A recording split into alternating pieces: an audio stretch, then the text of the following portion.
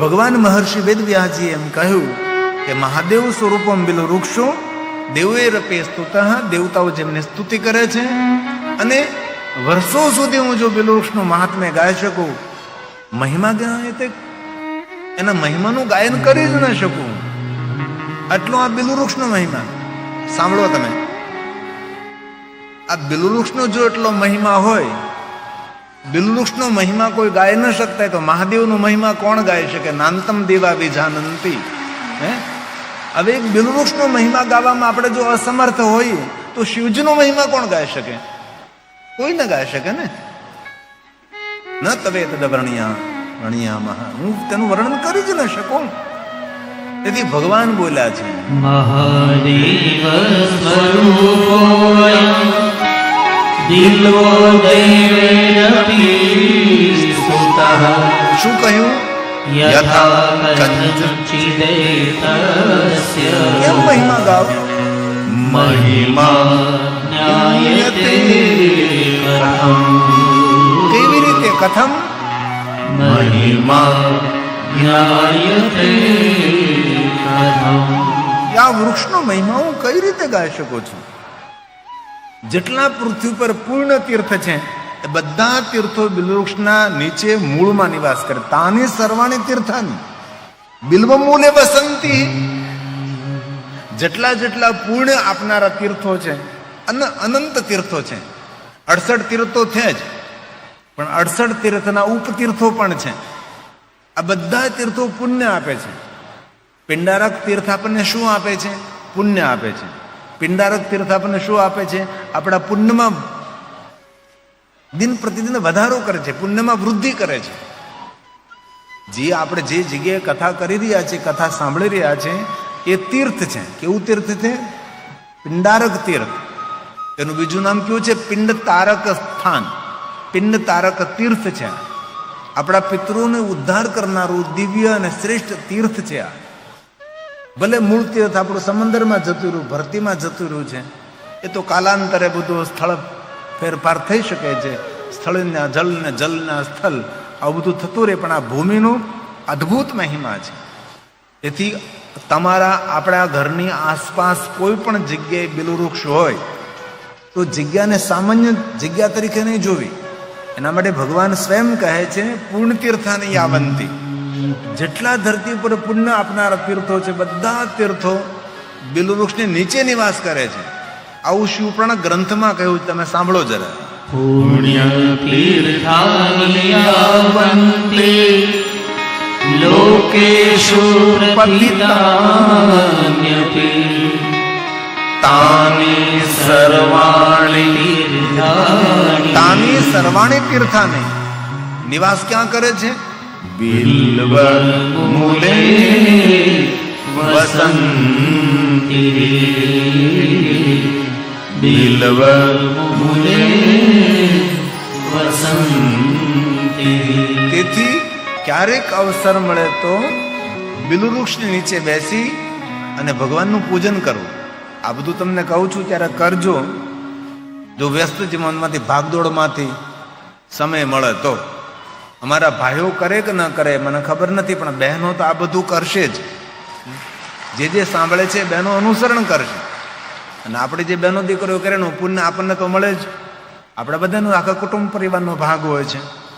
તેથી ભગવાને આજ્ઞા આપી છે લિંગ રૂપેણ વ્યાયામ. લિંગ સ્વરૂપની બિલવૃક્ષની નીચે ભગવાન મહાદેવનું પૂજન કરવું. કેટલો સરસ મહિમા છે. પુણ્યની વૃદ્ધિ થશે, સુખની વૃદ્ધિ થશે, આરોગ્યની વૃદ્ધિ થશે. એ મનુષ્ય પૂર્ણ આત્મા કહેવાશે. જે મનુષ્ય બિલવૃક્ષ નીચે ભગવાન મહાદેવના નિરાકાર લિંગ સ્વરૂપની પૂજન કરશે એ મનુષ્ય પૂર્ણ આત્મા કહેવાશે. પૂર્ણ આત્મા એટલે દર્શનીય આત્મા કહેવાશે. બિલ્વ મૂલે મહાદેવમ. બિલ્વ મૂલે મહાદેવમ લિંગ રૂપેણ વ્યયમ યહ પૂજ્યતે પુણ્યાત્મા સ શિવં પ્રાપ્નુયાત ધ્રુવં. શિવં પ્રાપ્નુયાત ધ્રુવં. એ મનુષ્યનું પુણ્ય કભી ક્ષય નહીં થાય. ધ્રુવમ, અખંડ તેનું પુણ્ય રહેશે. એ પુણ્યથી કદી લેપાશે નહીં, તેનું પુણ્ય નાશ નહીં પામે. તેથી જિંદગીમાં ક્યારેક અવસર મળે તો બિલવૃક્ષ નીચે બેસી ભગવાન મહાદેવના લિંગ સ્વરૂપની પૂજા કરવી. ક્યારેક અવસર મળે તો બિલવૃક્ષ નીચે બેસી પંચાક્ષર મંત્રનો જાપ કરવો. ક્યારેક અવસર મળે તો બિલવૃક્ષ નીચે બેસી સ્તોત્રનું પારણ કરવું. ક્યારેક અવસર મળે તો બિલવૃક્ષ નીચે બેસીને કોઈ ધર્મગ્રંથોનું પારણ કરવું. બિલવૃક્ષની ભૂમિ એ પુણ્યની વૃદ્ધિ કરનારી ભૂમિ છે. બિલવૃક્ષ નીચેનો જેટલો તેનો મૂળ આસપાસનો તેનો ખામણો છે, ભાગ છે, એ માણસને સુખ આપનાર છે, દુઃખને દૂર કરનાર છે, કષ્ટ નિવારક છે. હવે ધ્યાન દેજો, જે મનુષ્ય બિલવૃક્ષ નીચે બેસી મસ્તક ઉપર જલનું સિંચન કરે છે તેને બધા તીર્થોમાં નાવાનું પુણ્ય મળે. કેટલી સુંદર વાત છે. બિલવૃક્ષ નીચે બેસીને મસ્તક ઉપર જલનું સિંચન કરવાનું, મસ્તક ઉપર જલ અર્પણ કરવાનું, તો શું મળે? તો કહ્યું જેટલા તીર્થો છે બધા તીર્થોમાં સ્નાન કરવાનું ફળ તેને પ્રાપ્ત થાય. આ શિવપુરાણ ગ્રંથમાં કહ્યું છે. આ તમારી જાણ ખાતર ખરું. ક્યારેક તો આવું કરીએ આપણે, આનંદ થશે, કાંઈક સારું થશે, શુભ થશે, વિચારોમાં પરિવર્તન આવશે, વ્યવહારમાં પરિવર્તન આવશે, વાણીમાં પરિવર્તન આવશે, ખૂબ માન સન્માન, લોક ચાહના, સુખ શાંતિ પ્રાપ્ત થશે. તેથી ભગવાને આ બધું આપણા માટે કહ્યું છે.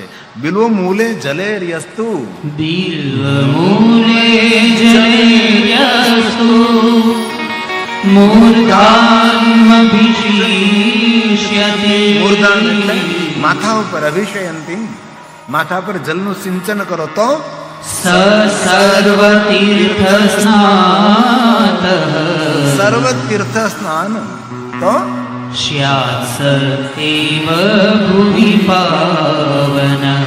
બિલવૃક્ષની જે ભૂમિ છે, ભૂમિ કેવી છે? સ્યાત્ સર્વેવ ભુવિ પાવનઃ. બિલવૃક્ષની જે ભૂમિ છે, ભૂમિ પાવન ભૂમિ છે. કેટલું સુંદર કહ્યું. હવે બહુ મહત્વની વાત ધ્યાન દેજો. ભગવાને એમ કહ્યું છે, જલાકુલમ મહાદેવો દ્રષ્ટવા.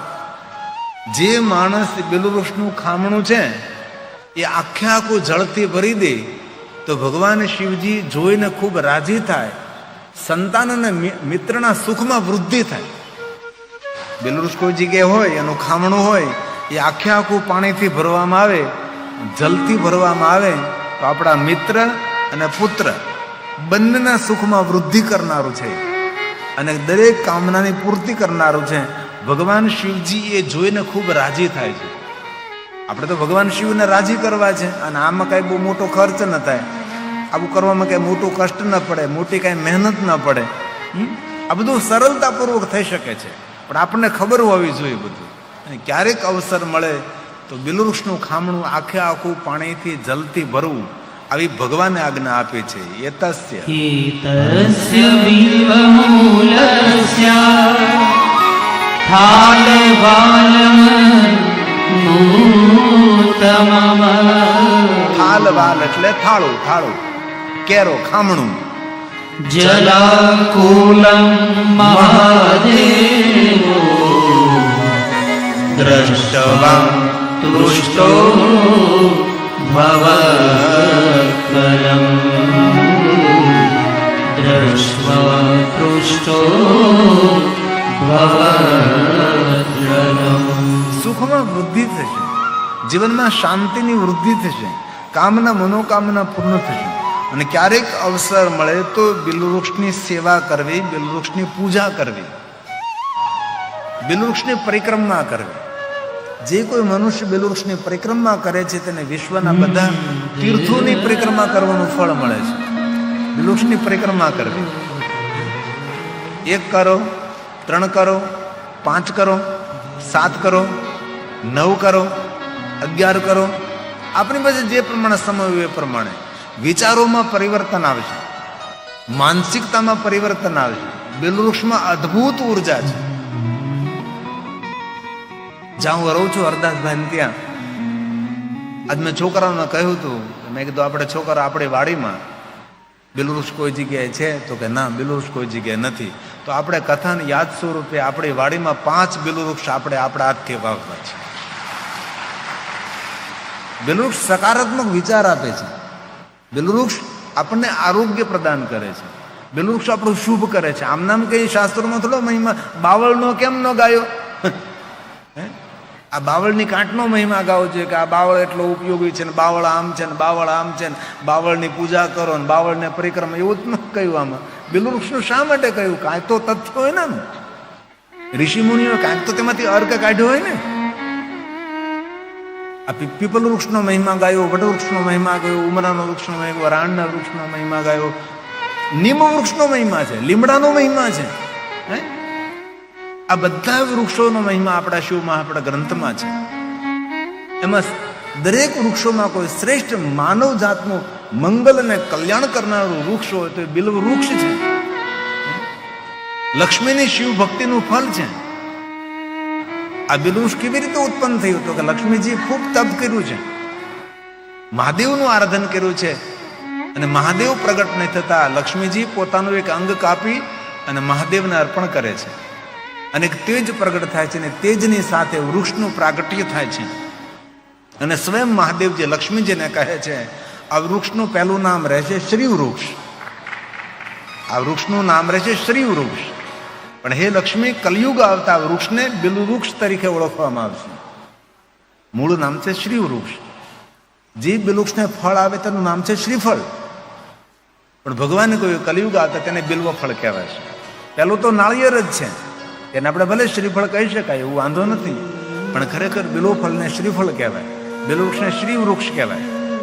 આ વૃક્ષને જે સેવા કરશે, પૂજા કરશે, પરિક્રમા કરશે અને વૃક્ષને વાવીને તેનું પૂજન કરશે, તેના જીવનમાં લક્ષ્મીની, કીર્તિની, માન સન્માનની, જ્ઞાનની વૃદ્ધિ થશે. આવું સ્વયં ભગવાન શિવજીએ લક્ષ્મીજીને કહ્યું છે. બિલ્વાષ્ટકનો એક મંત્ર છે, લક્ષ્મી અસ્તન ઉત્પન્નસ્ય મહાદેવસ્ય પ્રિય.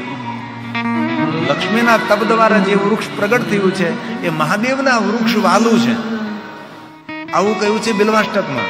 લક્ષ્મ્યાસ્તન ઉત્પન્નમ મહાદેવસ્ય ચ પ્રિયમ બિલ્વવૃક્ષમ પ્યચ્છામિ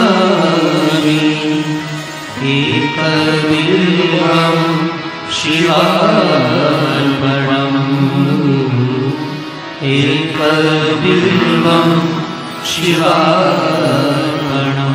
જ્યાં હું રહું છું ને કાઠિયાવાડમાં, અમારો તાલુકો સાવરકુંડલા પડે, અમારું ગામ મોટા ઝીંઝુડા પડે, સાવરકુંડલાથી 7 કિલોમીટર થાય. એનાથી અમે લોકો જંગલમાં રહીએ છીએ. એ જંગલમાં અમે 1 લાખ બિલવૃક્ષનું જંગલ બનાવ્યું છે.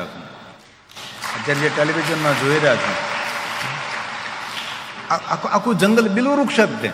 અને પથરિયાળ જમીનમાં, કે પહેલી જે ભૂમિ સારી હોય તો બહુ મોંઘી હોય, એ બાવાજી કે અમે લઈ ન શકીએ, એટલે સસ્તી જમીન પથરિયાળ જમીન લીધી, કારણ કે પહેલી જમીન તો આપણે મોંઘી પડે. એટલે પથરિયાળ જમીનમાં ડેમમાંથી માટી ખેંચીને પથરિયાળ જમીનમાં માટી પૂર્યા પછી વૃક્ષો આવ્યા, જ્યાં ડાભળું નહીં ઉગતું હતું, જ્યાં ઘાસ પણ નહીં ઉગતું હતું. આજુબાજુના અમારા બધા ખેડૂતો મારા ઉપર હસતા હતા કે મહારાજ, જે જમીનમાં ડાભળું નથી ઉગતું, જે જમીનમાં ઘાસ નથી ઉગતું, એ જમીનમાં તમે વૃક્ષો કેવી રીતે વાવશો? અને ત્યારે મોટા પણ થઈ ગયા વૃક્ષો એ પથ્થરિયાળ જમીનની અંદર.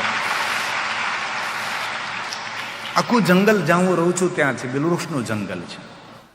અને કથામાં મેં કહ્યું હતું, શિવપુરાણ ગ્રંથમાં કહ્યું છે, એક બિલવૃક્ષ વાવી અને એક બિલવૃક્ષને માણસ મોટું કરે છે, તેને 1 કરોડ શિવાલય નિર્માણ કરવાનું ફલ પ્રાપ્ત થાય. બિલવૃક્ષ વાવવા માત્ર તેની સુખ, શાંતિ, આરોગ્ય અને કીર્તિની વૃદ્ધિ થાય. તેથી ભગવાને તમને જો ખેતર, વાડી, આંગણું મોટું આપ્યું હોય તો આંગણામાં પણ બિલવૃક્ષ વવાય, ઘરના વાડામાં પણ બિલવૃક્ષ વવાય. અમારે નેમિનાથ બાપુની જગ્યા છે, ત્યાં 6 પાંખડીવાળા, 9 પાંખડીવાળા બિલીપત્ર છે. મેં તો જે દર્શન નથી કર્યા બાપુ, નાથજી બાપુ, પણ જરૂર હું દર્શન કરવા માટે આવીશ. અનેક પ્રકારે બિલવૃક્ષ, મેં 9 પાંખડી બધી બિલીપત્ર જોયા છે, 6 પાંખડીના બિલીપત્ર, 7ના જોયા છે, 8ના જોયા છે, અને 5ના તો પત્ર આપણે જોયા જ હોય. 5 પાંખડીવાળું જ્યારે બિલ્વપત્ર મહાદેવને અર્પણ કરો, ધ્યાન દીજીએ, 5 પાંખડીવાળું જ્યારે મહાદેવને બિલ્વપત્ર અર્પણ કરો ત્યારે મહાદેવને ભોજન કરાવો, પાક્કું ભોજન, ભગવાનને થાળ જમાડવાનું. 5 પાંખડીવાળું બિલીપત્ર ભગવાનને અર્પણ કરી, ભગવાનને બપોરે થાળ જમાડવાનું અને મહાદેવને ચડાવેલું 5 પાંખડીનું બિલોપત્ર લઈ લેવાનું, પછી મઢાવી લેવાનું સરખી રીતે તૂટે નહીં એ રીતે, અને રસોઈ ઘરમાં રાખવાથી અન્નપૂર્ણાની સંપૂર્ણ કૃપા રસોઈ ઘરમાં રહે. આવું મહાત્મા 5 પાંખડીનું છે. તો આપણા ઘરે આંગણે વાડામાં કે આપણે ખેતીવાડીમાં જગ્યા હોય તો જરૂર બિલવૃક્ષ વાવજો. સુખની વૃદ્ધિ થશે, શાંતિની વૃદ્ધિ થશે, વિચારો સારા આપશે. આવો બિલવૃક્ષનો મહિમા છે. બિલ્વાષ્ટકમાં કહ્યું કે જે કોઈ બિલવૃક્ષને સ્પર્શ કરે, બિલવૃક્ષનું દર્શન કરે, એ માણસ સામાન્ય પાપ નહીં, અઘોર પાપમાંથી મુક્ત બને છે. આમ તમે કેટલો સરળ ઉપાય છે, આ બધો ઉપાય કેટલો સરળ છે. જીવનને દિવ્ય બનાવવા માટે કોઈ કઠિન કાર્ય છે જ નહીં. સામાન્યમાં સામાન્ય માણસ આ બધું કરી શકે છે, જો યાદ રાખો તો. અને જે કાંઈ કહું છું તમને સૌને યાદ રાખવા માટે કહું છું, આ બધું કરવા માટે તમને પ્રેરિત કરું છું. એટલે હું ગ્રંથોનો આધાર લઈને તમને કહું છું. તો બિલ્વાષ્ટકમાં કહ્યું દર્શનમ બિલવૃક્ષના દર્શન કરવા માત્રથી, બિલવૃક્ષને સ્પર્શ કરવા માત્રથી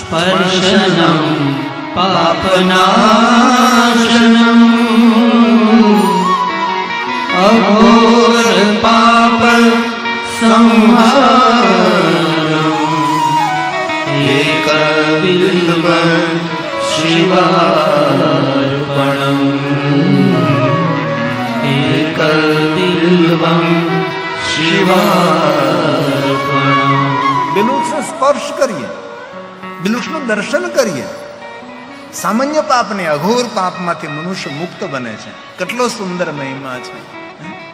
અને બિલવૃક્ષની સેવા કરી, એક પત્ર મહાદેવને આપણે ચડાવીએ.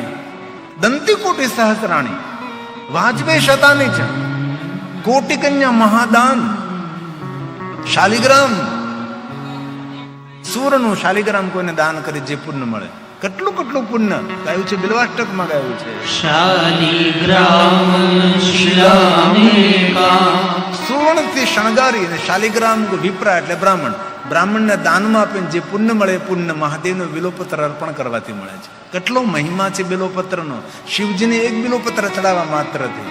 બિલ્વાષ્ટક શાલિગ્રામ શિલામેકા વિપ્રાણાં જાતુ અર્પયે સોમયજ્ઞ મહાપુણ્યં એકબિલ્વં શિવાર્પણં. આમાંથી કોઈ આપણે સોમ યજ્ઞ ન કરી શકીએ. સોમ યજ્ઞ કરવાનું પુણ્ય એક બિલોપત્ર મહાદેવને ચડાવવાથી મળે છે. પછી આગળ કહ્યું દંતી કોટી, દંતી કોટી સહસ્રાણી. ધ્યાન દેજો, 1000 કરોડ હાથીનું કોઈ દાન કરે. હવે આમાંથી આપણે કોઈ કરી શકીએ 1000 કરોડ હાથીનું દાન? કોઈ ઊંચી આંગળી કરે? 1000 કરોડ હાથી કોઈ કરી જ ન શકે. આફ્રિકાના જંગલમાં 1000 કરોડ હાથી નથી, તો આ ક્યાંથી હોય આપણી પાસેથી? પણ એટલું જે દાન કરવાનું પુણ્ય મળે એ મહાદેવને બિલોપત્ર ચડાવવાથી પુણ્ય પ્રાપ્ત થાય છે.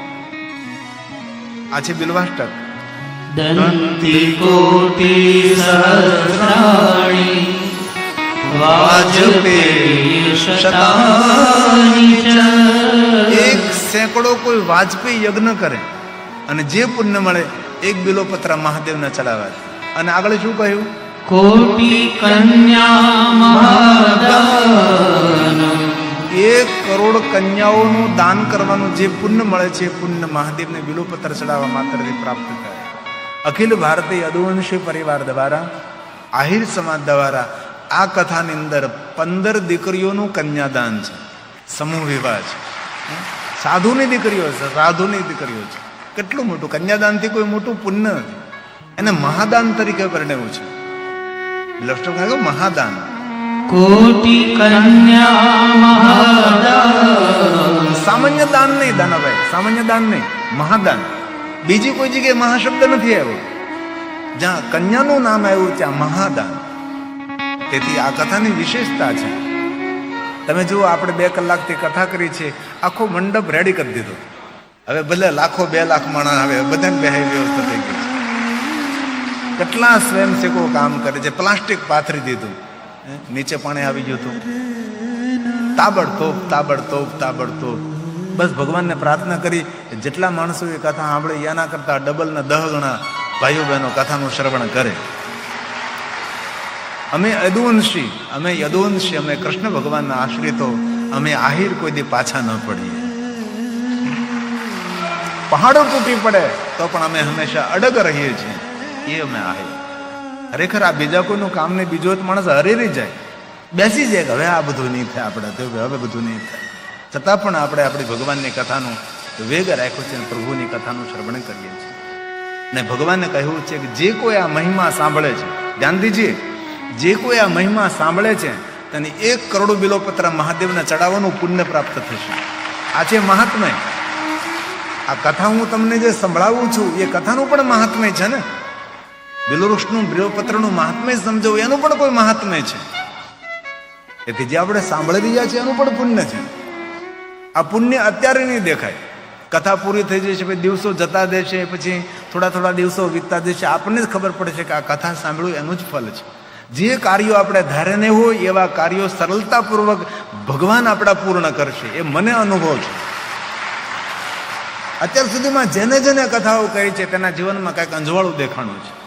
એક અજમાન 3-3, 4-4, 5-5 કથાઓ કરી, એક જ અજમાન. એક કથામાં કેટલો ખર્ચ થાય, વ્યવસ્થાનો, મંડપનો. અમારો તો સામાન્ય ખર્ચ હોય, પણ વ્યવસ્થાનો ખર્ચ બહુ મોટો થતો હોય છે. અજમાન ક્યારે વારંવાર ભગવાનની કથા કરતા હોય, કથામાંથી કાંઈ ને કાંઈ તો આપણને પ્રાપ્ત થાય છે. એક વાત સમજીએ, આપણે ભણેલા ગણેલા માણસો છે, કોઈ કંપની પ્રોડક્ટ બનાવે, એ પ્રોડક્ટ બજારમાં મૂકે અને સમાજ માણસો તેને ખરીદે. એ પ્રોડક્ટ ખરીદ્યા પછી એ પ્રોડક્ટમાંથી કાંઈ જો લાભ ન થતો તો બીજી વાર કોઈ ખરીદે નહીં, કંપની બંધ થઈ જાય. તેથી ભગવાન શિવજીની આ શરૂ કરેલી યાત્રા, આમાંથી કાંઈ ને કાંઈ માનવ જાતને મળે છે, એટલે કોઈ દી કથા યાત્રા બંધ નથી થઈ. તમે જો કોરોના કાળમાં દેશ આખો બંધ થઈ ગયો હતો, કોરોના કાળમાં બધું બંધ થઈ ગયું હતું, પણ કોરોના કાળમાં ભગવાનની કથા બંધ નથી હતી. અમે લોકો કથા કરતા હતા. એક હોલની અંદર પુરાઈ ગયા અમે લોકો, સંગીતકાર ભાઈઓ અમે બધા આસ્થા ટીવીના માધ્યમથી 170 દેશમાં અમે પૂરું કોરોના કાળ ટીવીના માધ્યમથી દેશ વિદેશોમાં કથાનો સંદેશ પહોંચાડ્યો. કથા બંધ નથી રાખી અમે લોકોએ. ભલે શ્રોતા અમારી સામે કોઈ નહીં, તો બધા કેમેરા લાગેલા હતા. આસ્થા ટીવીમાં કથા આવતી હતી. Aastha TV, Giribapu official YouTube channel, social media દ્વારા લોકો બધા ઘરમાં પુરાયેલા હતા. કરે તો કરે શું, બહાર તો કાંઈ જઈ શકતા નહીં હતા. બધા જ કોરોના કાળમાં કથાનું શ્રવણ કરતા હતા દાના બાપા. સાચી વાત ને? બધા લોકો આખા કોરોનામાં કથા સાંભળે છે. તેથી ભગવાનની યાત્રા છે, પ્રભુની યાત્રા છે. તો એક વાત હવે ધ્યાન દેજો. બિલુમૂલે દીપમાલાય પલકત સાદર. આદર સાથે બિલુવૃક્ષ નીચે જે દીપમાલાનું પ્રાગટ્ય કરે છે, બિલુવૃક્ષની નીચે સહસ્ત્ર દીપમાલા, 108 દીવા. ક્યારેક કરજો આવું, તમે સમય કાઢીને. તે આટલું કહું છું તમને હું. તમે કરજો એટલા માટે, ખાલી સાંભળવા માટે નહીં, અપનાવવા માટે, અનુસરણ કરવા માટે છે. સતત્વજ્ઞાન સંપન્નો જે મનુષ્ય બિલુવૃક્ષની નીચે દીપમાલા પ્રજ્વલિત કરશે તેને તત્વજ્ઞાનની પ્રાપ્ત. તત્વજ્ઞાન એટલે ભગવાનની ઓળખ થશે, તેને પ્રભુની ઓળખ થશે. અને આપણા જીવનની યાત્રા તો એ જ છે ને. આપણી જીવનની યાત્રા કઈ છે? શિવ પ્રાપ્તિર ભવેત. આપણા જીવનની યાત્રા તો એ જ છે ને કે ભગવાન સુધી આપણે પહોંચવું છે. અને ભગવાન સુધી પહોંચવા માટે તો આપણે ભગવા પહેર્યા. ભગવાન સુધી પહોંચવા માટે ભગવાનની કથા કરીએ છીએ. ભગવાન સુધી પહોંચવા માટે ભગવાનની કથાનું શ્રવણ કરીએ છીએ. અંતે કહ્યું મહેશાન ગતોર ભવેત. એમની ગતિ ભગવાન શિવના લોકમાં થશે, એમાં કોઈ સંશય નથી. આવું ભગવાને વચન આપ્યું, શિવપુરાણ ગ્રંથની અંદર આપ્યું છે. બિલ્વમૂલે દીપમાલાય કલ્પયતિ સાદરમ સતત્વજ્ઞાન સંપન્નો મહેશાંતર ગતો ભવે. મહેશાંતર ગતો. ભગવાન મહાદેવના લોકમાં તેનો વાસ થશે. હવે બહુ સરસ વાત કરે છે. બિલ્વમૂલે શિવરતમ ભોજ્યસ્તુ ભક્તિતઃ. ધ્યાન દેજો. જે માણસ બિલ્વવૃક્ષની નીચે કોઈ મહાદેવનો ભક્ત, શિવરતમ ભોજ્યસ્તુ, શિવરતમનો અર્થ થાય છે મહાદેવનો ભક્ત. બિલુવૃક્ષની નીચે કોઈ મહાદેવના ભક્તને ભોજન કરાવવામાં આવે એકને, તો કોઈ એકમ વા કોટી ગુણિતમ પુણ્યમ. બિલુવૃક્ષ નીચે કોઈ મહાદેવના ભક્ત, કોઈ પણ મહાદેવના ભક્ત હોય, મહાદેવના ભક્તને બિલુવૃક્ષ નીચે તેને ભોજન કરાવો, તો એકને ભોજન કરાવો તો 1 કરોડ મહાદેવના ભક્તોને ભોજન કરાવવાનું પુણ્ય પ્રાપ્ત થાય. તેથી ક્યારેક કરજો, કોઈ શિવનો ભક્ત મળે, બિલુવૃક્ષ નીચે બેસીને તેને ભોજન કરાવો, અથવા બિલુવૃક્ષ નીચે ભોજન કરવાથી પુણ્યની પ્રાપ્તિ થાય. બિલુવૃક્ષ નીચે ભોજન કરવાથી તીર્થ ભોજનની પ્રાપ્તિ થાય છે. તેથી ક્યારેક બિલુવૃક્ષ નીચે બેસીને ભોજન કરવું